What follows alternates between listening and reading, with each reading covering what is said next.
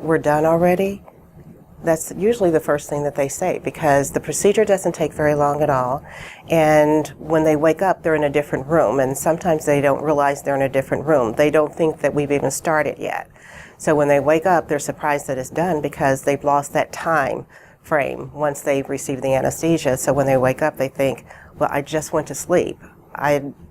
So they are surprised that the procedure is so quick and that it's painless. A lot of people wonder if they can take the drugs home with them, or either the anesthesiologist. Either one, they don't care.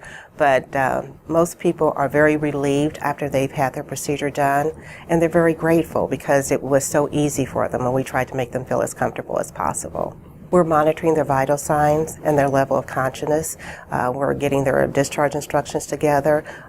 We're checking on the patient constantly and just kind of talking to them and asking, can you open your eyes for me? Are you doing okay?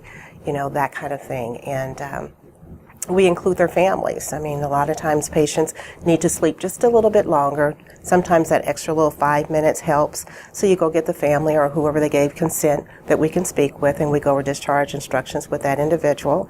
And by the time we come back to the room where the patient is awake. The patients are families. They're comfortable speaking with the surgeon because usually the patients will say, be sure and ask them X, Y, or Z.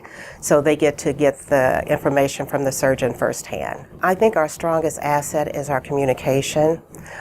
We review the health history data sheets before the patient comes in. There's information that we look at. We look at their allergies, their height, their weight, the type of medications they're taking, what their past medical history is, if they have any type of neurological or cardiac problems. We scrutinize it very well.